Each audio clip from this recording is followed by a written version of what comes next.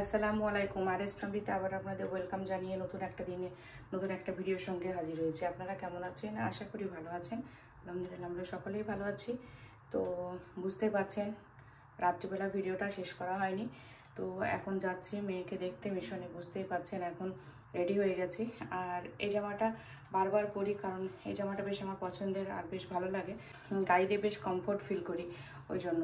তো ওড়নাটা অন্য নিয়েছি কারণ এটা ওড়নাটা একটু লাইলন টাইপের, এটা সুতির, বেশ কটনের, বেশ ভালো হবে, মানে ঘামটাম হবে, মুছতে সুবিধা হবে। এই তো রেডি হয়ে গেছি, তো বেরিয়ে পড়বো। এখন 4:35 বাজছে। তো চলুন, আমি যাচ্ছি, ছেলে যাচ্ছে, ছেলের ফ্রেন্ড মানে রোহান যাচ্ছে। তো রোহানকে মনে হয় এর আগেও ভিডিওতে আমি দেখিয়েছি কম বেশি। তো চলুন, ক্যামেরা ফ্রি হলেও যদি ক্যামেরা আসতে চাই ওকে আজকে দেখাবো। তো সঙ্গে দেখুন, চলুন আপনাদের সঙ্গে নিয়ে মেয়ের মিশনটা একবার ঘুরে আসি। তো যতটা পারবো শেয়ার করার চেষ্টা করব। তো ভিডিওটা একদমই স্কিপ করবে না, দেখতে থাকুন, আশা করি ভালোই লাগবে। বিসমিল্লাহ বলে আল্লাহর নাম নিয়ে বেরিয়ে পড়ি। আর বৃষ্টি আসবে মনে হয়, মেঘ হয়েছে প্রচণ্ড। তো সঙ্গে থাকুন। তো এইমাত্র গাড়ির থেকে নামলাম, আর হাজব্যান্ড এসেছিলো দিতে গাড়ি নিয়ে, কারণ আমরা 3 জন যাচ্ছি আর 3টে ব্যাগ আছে, 3টে না 4টে ব্যাগ। তো খুবই কষ্ট হতো, মোটরসাইকেলে জায়গা হতো না। আর আমাদের ওদিকে বৃষ্টি হচ্ছে না, মেঘ হয়েছে, আর এদিকটাতে দেখছি বৃষ্টি শুরু হয়ে গেছে। তো এই তো স্টেশনে নেমেই পড়েছি, মানে প্ল্যাটফর্মে হাঁটছি। চলুন যাই, বসি, দেখি কতক্ষণে ট্রেন আসবে। অনেকটা আগেই পৌঁছে গেছি। তো ট্রেনে উঠে বেশ সিটটা পেয়ে গেছিলাম, কিন্তু প্রচণ্ড ভিড় ছিল, ওই জন্য ক্যামেরা অন করতে পারিনি। বসেছিলাম, কিন্তু আমাদের সামনেও তো চারিপাশে লোকজন ছিল, তো সেই জন্য ক্যামেরাটা অন করা হয়নি। তো এখন নেমে যাব, তো সবাই নেমেই গেছে। তো বেথুয়ার থেকে ট্রেনটা রানাঘাট অবধি এসেছিলাম ওই ট্রেনটাতে। তারপরে ওখান থেকে আবার আমি ট্রেন চেঞ্জ করে তারপরে যাব নৈহাটি, কারণ এবার যাচ্ছি অন্য রাস্তা দিয়ে। তো দেখা যাক এই রাস্তাটা কেমন।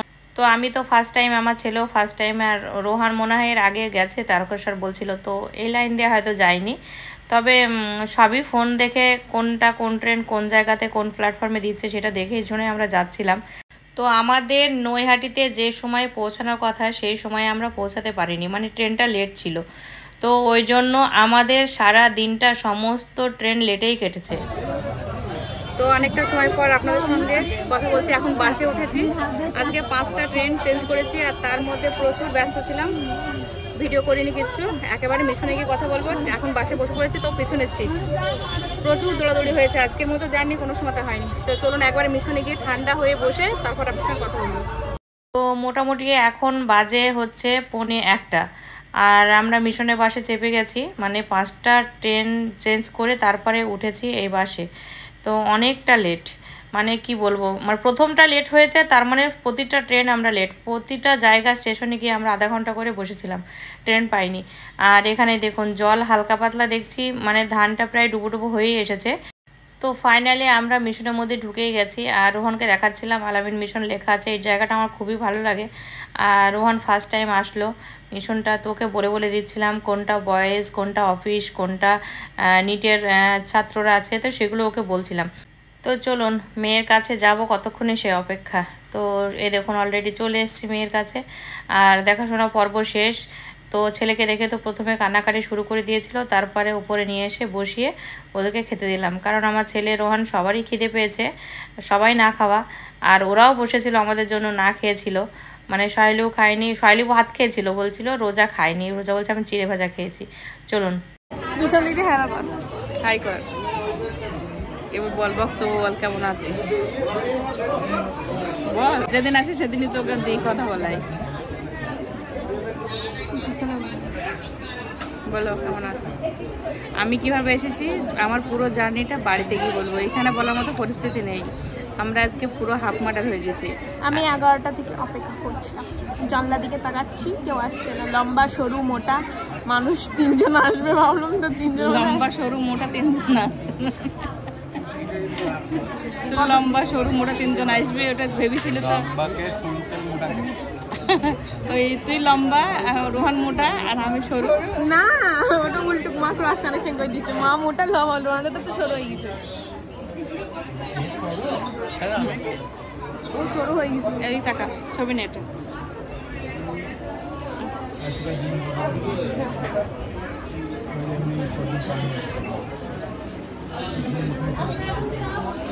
আমি মিশনের আলু খেয়ে খেয়ে এক্সট্রা লেভেলে মোটা হয়ে গেছি। আর আপনাদের মনে হবে আমি মিশনে থাকি না, আমি অন্য জায়গায় থাকি, 5 স্টার হোটেলে থাকি, ওই জন্য মোটা হয়ে গেছি। আমাদের সপ্তাহে 2 দিন করে তেলে ভাজা দেয়, তেলে ভাজা, একদিন চিকেন প্যাটিস দেয়, তো ওগুলো খেলে তো মোটাই হবে। আরিয়ানদের ওখানে বিরিয়ানি দেয়, আমাদের একদিন খোসকা পোলাও।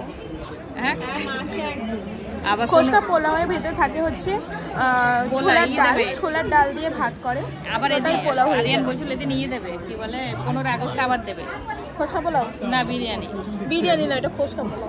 ও ওদের বিরিয়ানি। আরে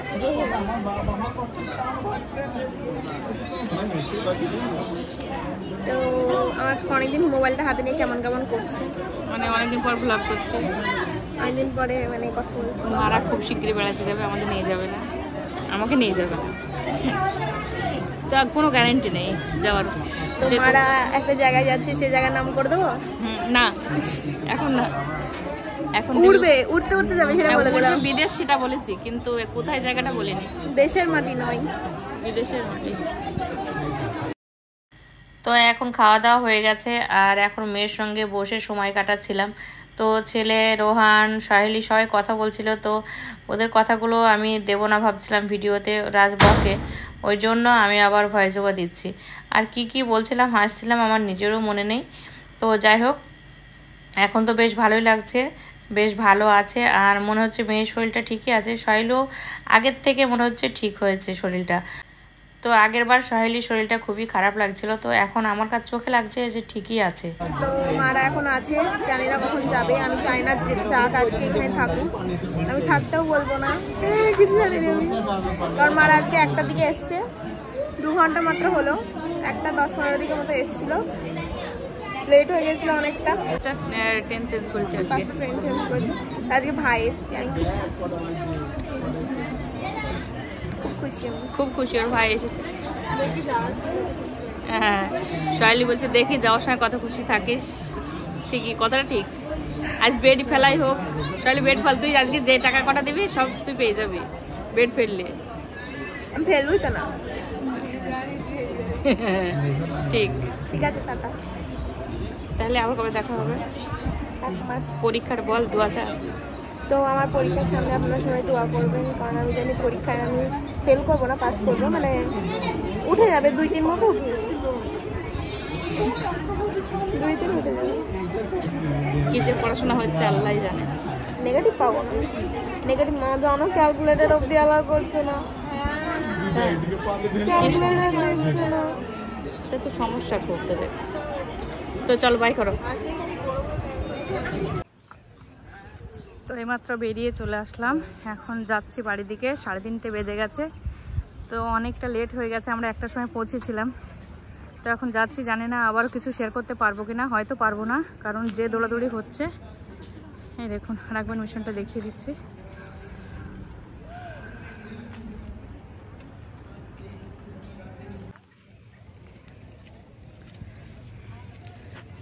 তো মেয়ে তো চলে গেল, কান্না করছিল, আজকে যেহেতু রাজ এসছে ওই জন্য কান্না করছে। আমি জানি ছেলে থাকলেও কান্নাকাটি করে, এরকমটাই, ওই জন্য মানে ফোন করলে ওর সঙ্গে কান্নাকাটি হয়, আবার দেখা হলে তো কান্নাকাটি করবেই, এরকমটাই ব্যাপার। তো আমরা এখন বাজে এখানে 3:30, দেখি কটার সময় বাড়ি পৌঁছাবো। আর রাস্তার মধ্যে জানি না, ক্যামেরা হয়তো অন করতে পারবো না, কারণ প্রচণ্ড ভিড়ভাট্টা রাস্তায়, আর এই তারকেশ্বরে সব কি আছে মেলা টেলা, ওই জন্য মনে হয় ভিড় বেশি লোকজনের। তো ছেলে আইসক্রিম নিচ্ছে একটু, তো এইমাত্র মেয়েকে বিদায় দিয়ে চলে আসলাম। তো চলুন বাড়ির দিকে, মানে এখন বেরোবো, বাসে উঠবো, দেখি যদি সময় সুযোগ হয় তাহলে ক্যামেরা অন করব, আর না হলে একদম মানে যেখানে পারবো সেখানে গিয়ে অন করব। তো চলুন, এই তো মাঠটা না কাদায় ভর্তি হয়ে গেছে, বৃষ্টিতে ভিজে কেমন হয়ে গেছে দেখুন।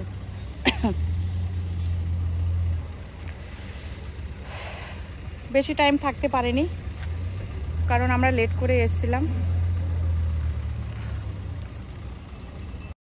তো যখন গিয়েছিলাম তখন ভাবলাম মেয়েকে আসার সময় আইসক্রিম খাওয়াবো, ওখানেই ছিল ভিতরে, তো একটুকুও মনে নেই। এই দেখুন আসার সময় ছেলে আইসক্রিম দিল, আর আমার হাতের ব্যথাটা পুরো আবার চাপ লেগে রক্ত বের হয়ে গেছে। আর এইখানে ওই দোতলায় থেকে মেয়ে হাত নাড়িয়ে ইশারা করে টাটা করছে। তো আমরা তিনজন এখানে দাঁড়িয়ে দাঁড়িয়ে দেখছিলাম, মানে বয়স থেকে দেখতে পাওয়া যাচ্ছে জানলা দিয়ে। ও আর সাহেলি দুজন দাঁড়িয়ে আছে, খুবই কষ্ট হচ্ছিল। তো অনেকটা সময় আমরা টাটা করলাম, তারপরে আবার হাঁটতে শুরু করলাম, কারণ আমাদের লেট হয়ে যাচ্ছে। তো বাসের মধ্যে ভিড় ছিল না, সিট পেয়েছিলাম তিনজনই। তো তারপরে কিন্তু বাসের মধ্যে আমি একটু অসুস্থ হয়ে গেছিলাম। তো সেটা কি হয়েছিল পরের ভিডিওতে আপনাদের সঙ্গে শেয়ার করব। তো এখানে রোহনকে দেখাচ্ছিলাম, একবারও দেখানো হয়নি। রোহন একটু হাই করলো আর আমরা ঘাটের মধ্যে এসে দাঁড়িয়েছি। তো এখানে শ্রাবণ মাসে মেলা চলছে, ওই জন্য প্রচুর ভিড়, মানে বলার মতো না, পা দেওয়ার পরিস্থিতি নেই এমন ভিড়।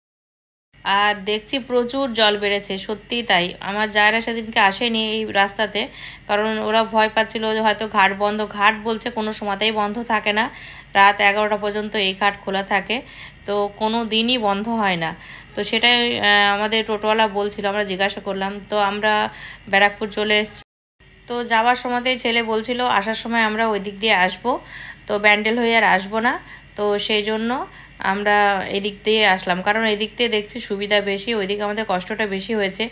আর এখানে সব পার্সেল নেবে, এরকম লাইন পড়ে, এটা আমার জানা ছিল না। তবে ফার্স্ট টাইম আমি আসলাম, আমি খুব নাম শুনেছি দাদা বৌদির, কিন্তু কোনো সময়তে আমি ঢুকিনি। আমার লাইফে আমি ফার্স্ট টাইম আসলাম। আর ইচ্ছা ছিল যে এখানে কোনো এক সময়তে আসবো, এখানকার বিরিয়ানি ট্রাই করব। তো সেখানে আমার ছেলে যাওয়ার সময়তেই বলেছিল, মা আজকে কিন্তু আসার সময় দাদা বৌদিতে ঢুকবো। ও খেয়েছে 2-3 বার, রোহানও খেয়েছে, কিন্তু আমার লাইফে আমি ফার্স্ট টাইম ঢুকলাম। তো আমার কাছে মানে রিভিউটা আমি বলছি, আমার কাছে মোটামুটি লেগেছে, খুব ভালো লাগেনি। মানে যতটা নাম শুনেছিলাম ততটা কিন্তু আমার খেতে ভালো লাগেনি। আমার মনে হচ্ছিল, আমি রাজকে বলছিলাম যে এর থেকে তো ভালো বিরিয়ানি আমিই বানাই।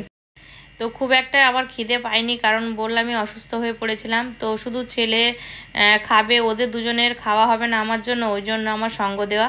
তো আমি আলু বিরিয়ানি অর্ডার করেছিলাম, কারণ বাইরে গেলে আমি মাটন চিকেন কোনোটাই খাই না, তো সেই জন্য আলু বিরিয়ানিটাই নিয়েছিলাম। তো আমি বেশি ভাত খেতে পারিনি, অল্প কটা খেয়ে ছেলেকে উঠিয়ে দিয়েছিলাম। আর এখানে 3টে কোক নেওয়া হয়েছিল, তো ওটা একটু খেয়েছিলাম, বেশ ভালো লাগছিল, কারণ প্রচণ্ড গরম আর বেরোতে ইচ্ছা করছিল না। আর ট্রেন ছিল আমাদের এখনও 1 ঘন্টা পর। তো বাইরে আবার স্টেশনে এসে আমাদের দাঁড়াতে হলো, কারণ ওখান থেকে বেরিয়ে চলে আসলাম আমরা। তো এই দেখুন পুরো ট্রেন ফাঁকা একদমই, লোকজন খুবই কম। এখন বাজে মনে হয় 9:30 না কত এরকমটা হবে হয়তো। তো আমরা 10টায় পৌঁছাবো কৃষ্ণনগর। তো কেবলই ট্রেনটা নৈহাটি থেকে ছেড়েছে, আর আমরা পৌঁছাবো কৃষ্ণনগর 10টাতে। বাড়ি যেতে হয়তো 11টা বেজে যাবে। তো মাঝ রাস্তাতে প্রচণ্ড শরীর খারাপ হয়ে গেছিলো, যে বলার মতো অবস্থা না। তবে পুরোটা কালকে ভিডিওতে আপনাদের সঙ্গে শেয়ার করবো, কী হয়েছিল কী না হয়েছিল, আজকে আর বলতে পারছি না। চলুন একেবারে বাড়িতে গিয়ে কথা বলবো। Thank you. Goodbye. Allah Hafiz.